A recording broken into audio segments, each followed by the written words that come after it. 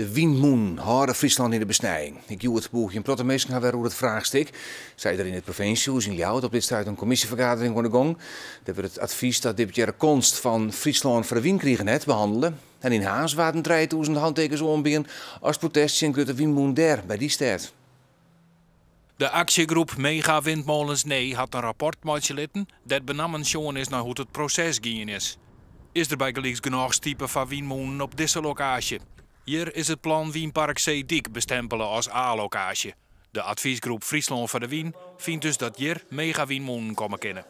Het nieuwe rapport is daar vernietigend door. De conclusie is eigenlijk heel vernietigend voor Friesland voor de Wien. Eigenlijk zijn alle wet en regelgeving daarin overtreden.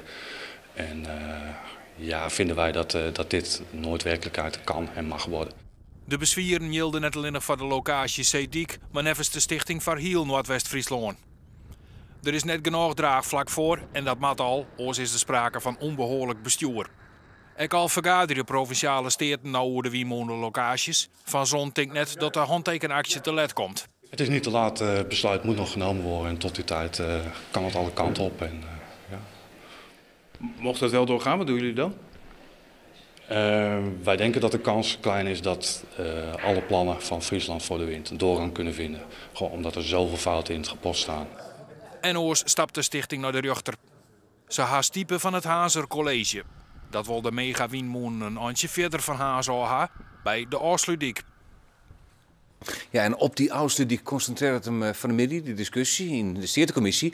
Coalitiepartijen, CDA en PvdA willen daar een sanierende lijnopstelling van die windmolen. En in het provinciehuis is verslagjouwer Hajo Boos. Maar Hajo, de verdeeldheid onder de partijen die lijkt vrij groot, hè? Ja, nou die verdeeldheid is ik vrij groot. Als je jaren en zeggen naar alle uitstellen die dienen worden, dan varieert het behoorlijk. Feit is al dat van het oorspronkelijke plan van het college van deputeerde steden dat er kwalijk wat van oerbloot. Die wonen graag in een heel mooi groot windmolenpark in de Issemar. Dat maakt dan 430 megawatt om windenergie opwekken. Hè. Dat doen ze dan in oparbeid in een park Kop Ossendijk en als reservelocatie Heerenveen. Nou, daar bloot kwalijk wat van oer. Ja, het debat concentreert hem wat rondom die Ossendijk. Wat is daar mogelijk? Wat is er mogelijk? Want ja, hoeveel van die windmolen kan je er zetten zodat de minister, Kamp, die is een belangrijke factor in deze discussie, tevreden is? Ja, dat is een hele goede vraag. En dat is de opgifte die het college nou kregen had. Zandje in december, dan is de stedenvergadering. Ja, de steden willen dan wel een antwoord hebben van wat is er dus mogelijk op die Oosterdijk? Kan er überhaupt moeten komen? Henk Kamp is heel helder geweest aan die had zei nee, absoluut net een optie.